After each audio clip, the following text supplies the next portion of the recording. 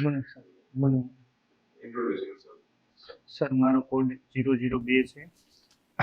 મેં મારું graduation 2020માંથી Junagadh veterinary college ખાતેથી પૂરું કરેલ છે.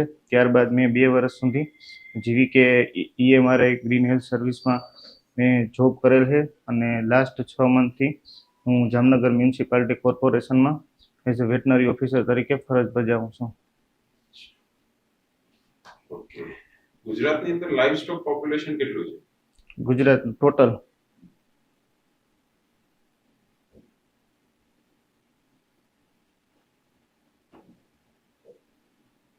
Sir I can not recall right now. Milk production કેટલું છે ગુજરાતનું? ગુજરાતનું 172 મિલિયન મેટ્રિક ટન 2021-22ના ડેટા પ્રમાણે. ઇન્ડિયાની અંદર કયો સ્ટેટ છે જેમાં હાઈએસ્ટ મિલ્ક પ્રોડક્શન છે? યુપી, સેકન્ડ નંબર ઉપર રાજસ્થાન, પછી મધ્ય ગુજરાતનું રેન્કિંગ ક્યાં છે? ચોથા નંબરે. કેમ હજી ગુજરાત ચોથા નંબરે છે? સર એમાં એક તો પોપ્યુલેશન આપણું જે બીજા સ્ટેટ છે એના કરતાં ઓછું છે અને બીજું કે જે બીજા સ્ટેટ છે એના પાસે જે સ્મોલ ફાર્મર હોવાથી અને બીજા જે આપણું રાજ્ય છે ઇન્ડસ્ટ્રીયલ એરિયા વધારે છે અને એઝ કમ્પેર ટુ યુપી છે, રાજસ્થાન છે, તો એમાં એગ્રીકલ્ચર છે એના જે જીડીપીમાં પણ શેર એનો છે એ કમ્પેરેટિવલી આપણા કરતાં વધારે છે. એટલે ત્યાં આગળ પહેલેથી જ જે એગ્રીકલ્ચરની એલાઇડ જે સર્વિસ છે એમાં વધારે પ્રાધાન્ય આપવામાં આવેલ છે અને આપણામાં અહીંયા આગળ જે કોઓપરેટિવ ડેરી છે તો વધારે એને લીધે જે ઇન્ફ્રાસ્ટ્રક્ચર આપણું જે ડેવલપમેન્ટ છે એ વધારે હોવાથી. ગુજરાતની અંદર એવો કયો જિલ્લો છે જેની અંદર હાઈએસ્ટ મિલ્ક પ્રોડક્શન હશે? બનાસકાંઠા. બીજા સ્ટેટની અરે બીજા જિલ્લાઓની અંદર કેમ ઓછું છે? બીજા જિલ્લાઓની અંદર પહેલે તો જે હિસ્ટ્રી છે કે જે આણંદ અને ખેડા છે કે જ્યાંથી કોઓપરેટિવ સોસાયટીની શરૂઆત કરવામાં આવેલી હતી અને ત્યારબાદ બનાસ ડેરી છે, દૂધસાગર ડેરી છે કે જેમાં પહેલેથી જે મિલ્ક રિવોલ્યુશન થયું છે તો ત્યાં આગળ જે એરિયા હતો એ પ્રાયોરિટી એરિયા હતો અને જ્યારે આપણે સૌરાષ્ટ્ર જોઈએ તો એમાં હું પહેલેથી એટલું કોઓપરેટિવ સોસાયટી છે એ પાછળથી ડેવલપ થયેલી હતી એટલે એને લીધે ઇમ્બેલેન્સ છે. હજી બી એવું કેમ છે કે અહીંયા ઉત્તર ગુજરાત સાઈડ જોઈએ તો ડેરીનું ડેવલપમેન્ટ બહુ સારું છે સૌરાષ્ટ્ર કરતા? એવું કેમ છે હજી? સૌરાષ્ટ્રમાં એક છે કે ત્યાં આગળ જે એગ્રીકલ્ચર જે ફર્ટિલિટી છે એ કમ્પેરેટિવલી ઉત્તર ગુજરાત કરતાં વધારે હોવાથી લોકો હજી કેશ ક્રોપમાં વધારે પ્રાધાન્ય આપે છે અને સેકન્ડ કે જે લાસ્ટ ડિકેડમાં જ આપણે જોઈએ તો માહી ડેરી અને સુદામા ડેરી છે કે જેનું વધારે છે પ્રોક્યોરમેન્ટ, તો હવે ધીરે ધીરે ત્યાં પણ મિલ્ક પ્રોડક્શન છે એ વધવા જઈ રહ્યું. ફાર્મર્સની અંદર લાઇવ સ્ટોક પ્રત્યે વધારે જાગૃતિ ફેલાવી અથવા એમને આ સાઈડ વાળવા હોય એગ્રીકલ્ચરથી મોર સબસિસ્ટન્સ છે કે ભાઈ લાઇવ સ્ટોક હશે તો એને ક્યાંક દુકાળ આવી જાય કે ગમે તે આવે તો પણ એ સર્વાઈવ કરી શકે છે. એના માટે તમે શું પગલાં લેશો એઝ અ વેટનરી ઓફિસર તમે છો? કઈ રીતે ફાર્મર્સને સમજાવશો? એના માટે તો પેલું તો જે છે આપણે ICE activity, information communication education activity કરવી જોઈએ કે જેથી કરી અને ફાર્મરોને જે ડિઝાસ્ટર આવે છે તો એની પહેલાં શું શું કરવું જોઈએ, દરમિયાન શું શું કરવું જોઈએ અને પછી શું શું કરવું જોઈએ.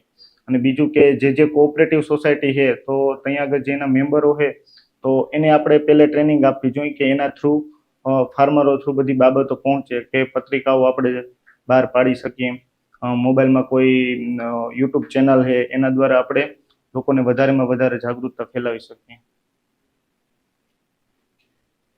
આપણું જે ડિપાર્ટમેન્ટ છે તમે જે ડિપાર્ટમેન્ટમાં જઈ રહ્યા છો એનું મેઇન મિશન શું છે? મેન મિશન તો છે કે એનિમલ હસબેન્ડરી અને પોલ્ટ્રી છે એ લાઇવસ્ટોક અને પોલ્ટ્રી ડેવલપમેન્ટ. એના ગોલ્સ? એના ગોલ્સ છે કે મિલ્ક પ્રોડક્શન, વૂલ પ્રોડક્શન, એને મીટ પ્રોડક્શનને ઇન્ક્રીઝ કરવાનું અને એગ પ્રોડક્શન. એનડીડીબી શું કાર્ય કરે છે? એનડીડીબી સર એક તો સ્ટેચ્યુટરી બોડી છે કે જે આપણા એનિમલ હસબેન્ડરી મિનિસ્ટ્રીની અંદરમાં આવે છે કે જેનું મેન છે કે જેટલી આપણે જે કોઓપરેટિવ સોસાયટી છે જ્યારે અમૂલ બની એના પછી લાલ બહાદુર શાસ્ત્રી દ્વારા વર્ગીસ કુરિયનને સૌ પ્રથમ પ્રોત્સાહન આપી અને 1965માં જ્યારે બનાવવામાં આવી તો એનો મેઇન ગોલ હતો કે જે અમૂલનું મોડલ છે એ આપણા આખા દેશમાં ઇન્કોર્પોરેટ કરવું એનો મેઇન ગોલ છે. અને એના બેલેન્સ ઉપર પછી એના બીજા પણ પ્રોગ્રામ ચાલે છે કે જેમ કે વેક્સિનેશન છે, બેલેન્સ રેશન પ્રોગ્રામ છે, પછી એનિમલ હેલ્થ છે એને કઈ રીતે આપણે સુધારી શકીએ, એના બધાના અલગ અલગ પ્રોગ્રામ ચાલે છે. બોલા સ્ટેચ્યુટરી બોડી છે. સ્ટેચ્યુટરી બોડી એટલે શું? કે જેનો કાયદો બનાવી નહીં, મતલબ કાયદો બનાવીને આવેનો હોય તો કોન્સ્ટિટ્યુશનલ કહેવાય, પણ જ્યારે સરકાર છે એ એક્ઝિક્યુટિવ એક્શનથી જ્યારે બનાવે ને કોઈ બોડી તો એને સ્ટેચ્યુટરી બોડી કહેવાય. એને સ્ટેચ્યુટરી કહેવાય કે પછી એક્ટ થી બની હોય એને કહેવાય? એક્ટથી, sorry. What is Operation Flood? When it was started? Sir, operation flood છે ને એ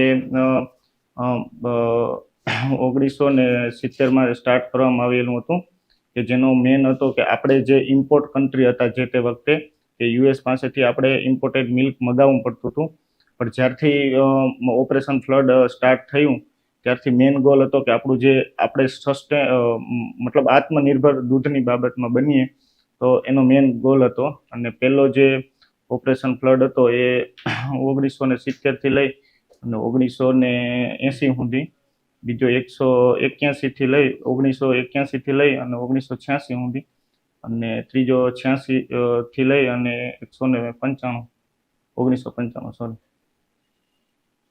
Under Rashtriya Gokul Mission, RGM. Okay. That in that project, we are focusing on which breeds for genetic improvement as well as for milk production. Indigenous breed. Why? કેમ કે indigenous breed cross breed કરતાં ઘણા જે એના trade છે કે જેમ કે ડિઝીઝ રેઝિસ્ટન્સ છે, બીજું કે આપણું જે ક્લાઇમેટિક કન્ડિશન છે એના હારે એડોપ્ટ થયેલી છે. અને જો એમાં આપણે શરૂઆતમાં જોઈએ કે ઇન્ડિજિનિયસ આપણી જે ગીર બ્રીડ છે, સાહીવાલ છે, રેડ સિંધી છે, કે પછી બફેલોની બ્રીડ છે કે જેનું મિલ્ક પ્રોડક્શન જે તે વખતે વધારે હતું, પણ આપણે જે આવું ક્રોસ બ્રીડિંગ કરી અને અત્યારે હાલમાં જે છે કે ઇન્ડિજિનિયસ બ્રીડને એટલું ખેડૂતો દ્વારા નથી પ્રોત્સાહન આપવામાં આવી રહ્યું, એટલે સરકાર દ્વારા એટલા માટે પ્રોત્સાહન આપવામાં આવે છે કે જેથી કરી અને વધારેમાં વધારે ઇન્ડિજિનિયસ બ્રીડનું આપણે પ્રોડક્ટિવિટી વધારી શકીએ. How you can manage, how you can nutritionally manage the fur and how to reduce the age at first calving, okay, in cattle and buffalo. So nutritional management in heifers and how you can reduce the age at first calving in cattle and buffalo. Cattle અને બફેલોમાં nutritional management આપણે જો સારી રીતે કરવામાં આવીએ તો એનું જે એજ ઓફ ફર્સ્ટ કાવિંગ છે એ ઓછું થઈ જાય. તો એના માટે ન્યુટ્રિશનમાં આપણે જે એનું જે કન્સન્ટ્રેટ છે ને રફેજ છે, એનું જે બેલેન્સ રેશનિંગ છે કે એની જે બોડી વેટ છે જેટલું ઇન્ક્રીઝ થાય છે એ પ્રમાણે આપણે કન્સન્ટ્રેટ અને રફેજ છે એ આપવું પડે. અને મિનરલ મિક્સચર છે કે જેને આપણે ક્વોન્ટિટી છે એ વધારવામાં આવે તો જેના રિપ્રોડક્ટિવ જે સ્ટ્રેટ છે એ વધારે ડેવલપ થઈ શકે, વિકાસ વહેલા સારો થઈ શકે. Breed presentation. Breed And present how you can handle. Breed presentation sir I can not recall right now. What is dog sitting position? Sir dog sitting position માં જે એના જે શોલ્ડર બંને હોય છે કે જેને ફ્લેક્શન થઈ ગયું હોય છે અને જે એનો હેડ છે એ આગળ આવી ગયું હોય. How you can manage dystocia in field condition? Sir dystocia handle માટે તો પહેલે તો જ્યારે ડિસ્ટોકિયા હેન્ડલ આપણે કરીએ છીએ તો ત્યારે જે પાછળનો જે આપણે જે પોસ્ટેરિયર એનેસ્થેસિયા એપિડ્યુરલ એનેસ્થેસિયા આપવું પડે કે જેમાં આપણે જો લાંબા ટાઈમ સુધી આપવું હોય ને કે જેની સેડેટિવ ઇફેક્ટ આપે તો ઝાઇલેઝિન અને લિગ્નોકેન બંને આપણે સાથે એપિડ્યુરલ આપી અને પછી જો ડિસ્ટોકિયા આપણે કરવામાં આવે તો જેની ઇફેક્ટ છે એ લાંબા ટાઈમ સુધી સેડેટિવ અને પેઇન કિલર તરીકે ઇફેક્ટ આપશે. અને પેલું તો જ્યારે આપણે પર વજાઇનલ એક્ઝામિનેશન કરી અને પેલું તો એ જોવું જોઈએ કે એની સર્વિક્સ છે એ ઓપન થયેલી છે કે નથી. જો ઓપન ન થઈ હોય તો વેલેથામાઇડ બ્રોમાઇડ છે કે ઓક્સિટોસિન છે, ઇન્સ્ટાડ્રાયોલ ઇન્જેક્શન આપી અને આપણે પહેલે તો પહેલી પ્રાયોરિટી હોવી જોઈએ કે જેથી કરીને એની સર્વિક્સ છે એ ડાયલેટેડ થઈ જાય. અને જો ડાયલેટેડ હોય તો પર વજાઇનલ કરી અને આપણે એ જોવું જોઈએ કે એનું જે પ્રેઝન્ટેશન છે એ કઈ રીતે છે, પોઝિશન શું છે, કે હેડ એ આગળ છે કે પછી ખાલી એક શોલ્ડર ફ્લેક્સર છે કે નહીં. તો એના એકોર્ડિંગ છે આપણે રોટેશન રિડક્શન કરી અને ડિસ્ટોકિયા હેન્ડલ કરી શકીએ.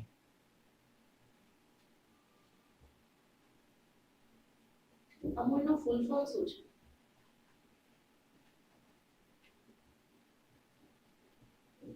Anand milk union limited. Sardar Vallabhbhai પટેલનો શું રોલ હતો? મેડમ, જ્યારે પહેલી વખત જ્યારે ફાર્મરો આના માટે જે વધારે જે દલાલી રાજ હતું, જ્યારે કે ખેડૂતોને ભાવ પૂરતો નહોતો મળતો જ્યારે મિલ્કનો, ત્યારે બધાએ ખેડૂત છે એ સાથે મળી અને સરદાર વલ્લભભાઈને વાત કરેલી હતી 1900 I think I am not wrong 1946માં. ત્યારે સરદાર વલ્લભભાઈ એનું નેતૃત્વ છે એ ત્રિભુવનદાસ પટેલને આપેલું હતું કે તમે આ જે ફાર્મરોનો જે પ્રોબ્લેમ છે એ તમે સોલ્વ કરો. અને ત્યારે જ એની સ્થાપના કરેલી હતી, પણ સરકાર દ્વારા જે તે ટાઈમે મંજૂરી નહોતી આપવામાં આવી.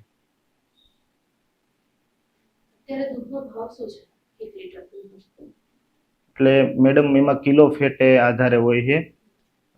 જો એક ફેટ છે એનો રેન્જ છે કે અમૂલ જેમ કે બનાસ ડેરી છે તો એમાં 9 સુધી છે, 9.2 આઈ થિંક.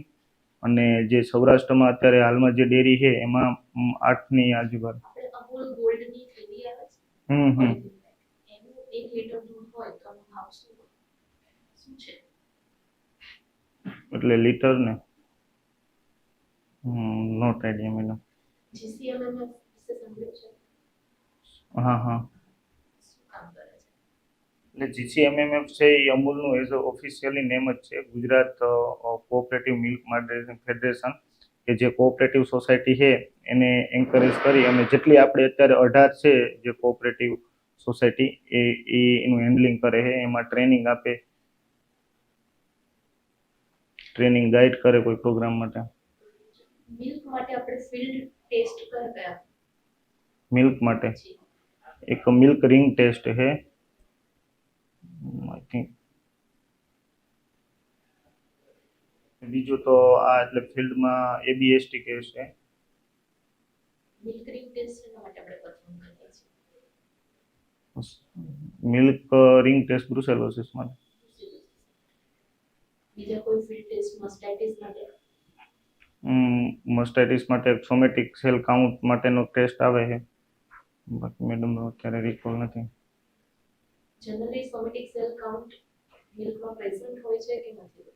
હોય છે મેડમ. મસ્ટાટિક મિલ્ક છે એની પીએચ કેટલી હોય છે? એની પીએચ મેડમ ઇન્ક્રીઝ થઈ જાય છે, બાકી એક્ઝેક્ટ તો મને નથી યાદ. ડોગની અંદર ડીવર્મિંગ શેડ્યુલ શું છે? ડોગની અંદર ડીવોર્મિંગ શેડ્યુલ જ્યારે પપી છે એ પહેલો એનું જે ડીવોર્મિંગ છે એ 21 મતલબ 3 વીકે કરવામાં આવે, પછી 2 વીકે, પછી 3 વીકે, 6 મંથ સુધી, પછી 6 મહિને, એ રીતે એનું શેડ્યુલ. શેનાથી આપણે ડીવર્મિંગ કરીશું? વધારે તો અત્યારે પ્રાઝિક્વિન્ટેલ આવે છે કે જે ડોગમાં વધારે એને યુઝ કરી છે. પ્રાઝિક્વિન્ટલ શેના માટે યુઝ થાય છે?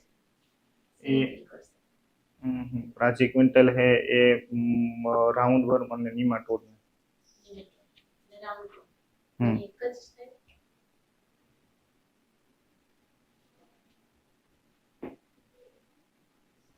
સોરી મેડમ, સિસ્ટોડ અને નિમાટોડ. પાસ્ચરાઇઝેશનનું ટેમ્પરેચર કેટલું હોય છે?